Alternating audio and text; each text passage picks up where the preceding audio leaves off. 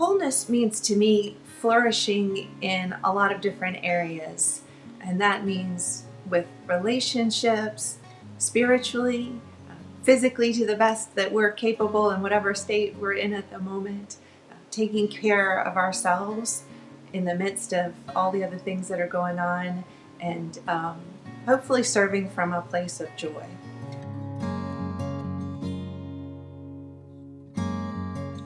I've been thinking a lot about the John text when Jesus says, in a little while, he says to the disciples, in a little while, you're going to see me again. And in a little while, your joy is going to be complete.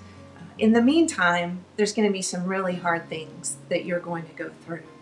But trust that this isn't the end of the story, and that the Spirit is in the midst of this, and that in a little while, your joy will be complete. And in this meantime and in between time, you have the gift of each other, you have the gift of the church, you have the gift of the Holy Spirit. And to be reminded of that in tangible ways, I think that comes to us through the gift of relationships with other people who sometimes give us hope and peace when we can't muster it up in ourselves, but remind us to be on the lookout for that, and then who stand with us in the midst of what might be really moments where we feel hopeless, to remind us that faith, hope, and love abide. And then they demonstrate that abiding love to us and their care for us. And hopefully we reciprocate that when we're capable in those moments when we're on the other side of that sense of hopelessness.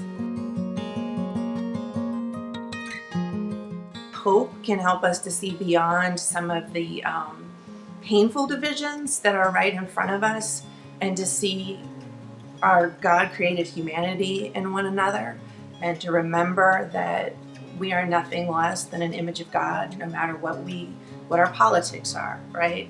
Or what our opinions are, that we are created good, we're beloved, we are beautiful. And if we can start to see each other first from that perspective, rather than from, oh, we're going to label you as in this political party or in this camp, or with some limited human label. And they're not unimportant, but those labels aren't ultimate. And remembering what our ultimate identity is, I hope, helps us to treat one another with a little more compassion and care and grace.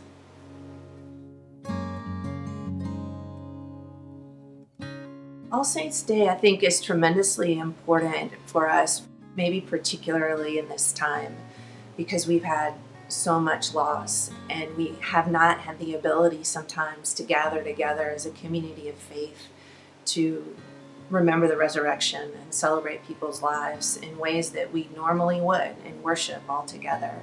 And we're still in this pandemic. And so I think this year, remembering that great cloud of witnesses that surrounds us, that is cheering us on in this race that feels very much like a marathon, I do think that offers us hope. And it gives us a sense of that this isn't going to last forever, and that we're not in this alone.